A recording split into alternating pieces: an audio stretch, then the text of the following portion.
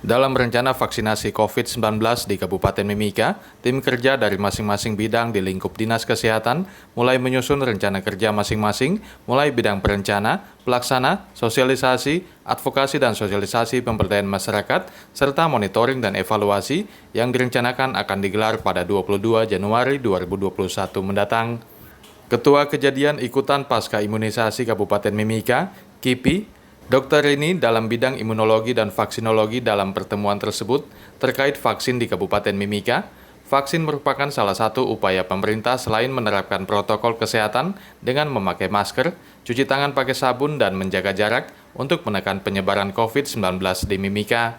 Dirinya menambahkan vaksin Sinovac yang beredar saat ini juga telah dilakukan penelitian di Indonesia dan dinyatakan aman untuk digunakan. Dari update terakhir data Dinas Kesehatan Mimika, sekitar 2.700 tenaga kesehatan dari 25 fasilitas kesehatan yang terdaftar di Kemenkes RI akan mendapatkan vaksin perdana yang terdiri dari 21 puskesmas dan 4 rumah sakit.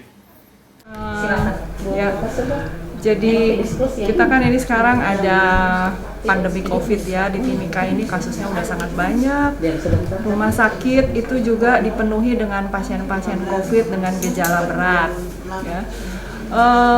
COVID itu menularnya kan lewat cipratan saluran nafas dan kontak, droplet dan kontak.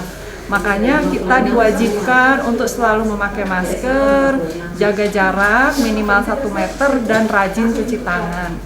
Itu yang bisa dilakukan oleh kita untuk mencegah supaya COVID-19 ini tidak menyebar dan kasusnya menurun.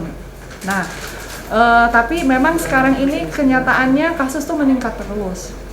Sehingga akhirnya yang mungkin Bapak Ibu sudah dengar, kita sekarang ada vaksin COVID-19.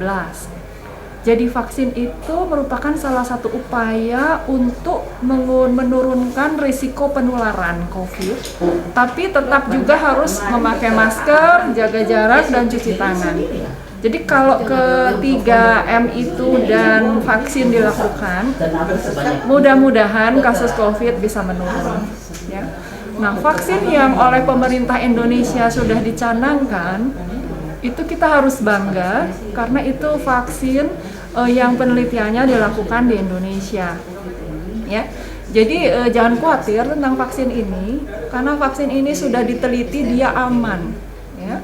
Aman untuk diberikan bagi orang usia 18 sampai 59 tahun.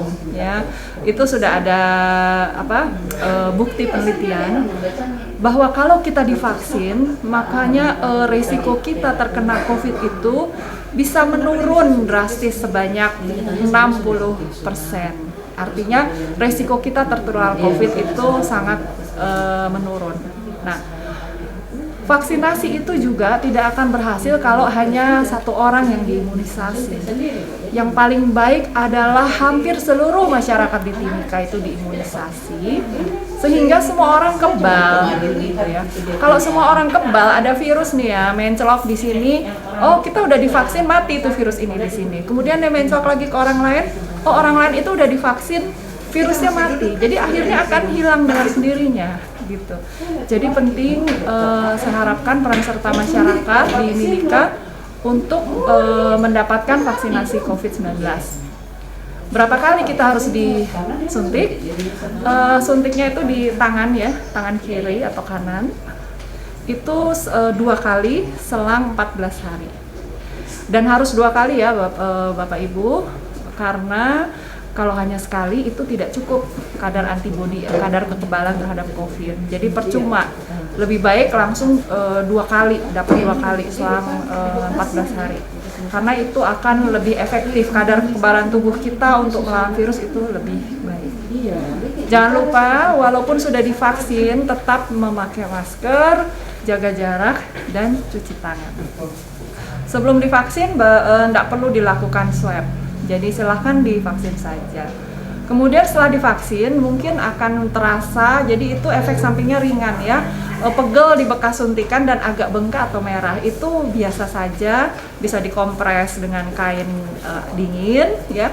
Biasanya dalam 3 hari udah sembuh ya. Kemudian mungkin Bapak Ibu akan merasakan panas kayak meriang-meriang, itu juga normal. Jadi nggak usah khawatir karena saat tubuh membentuk kekebalan itu akan menimbulkan tubuh seperti panas. Itu juga biasanya dalam 1 hari atau 2 hari sudah menurun. Nanti petugas kesehatan akan menyampaikan bagaimana caranya mengatasi rasa panas itu ya dan pegal. Untuk komorbid sendiri itu ada arahan khusus nggak, Dok? Ya, kalau untuk komorbid yang paling banyak di Timika itu biasanya diabetes ya, penyakit gula atau darah tinggi. Kalau diabetesnya terkontrol dan tekanan darah tingginya terkontrol, itu itu masih dapat diimunisasi dengan vaksin COVID-19. Tim Liputan Papua MCTV.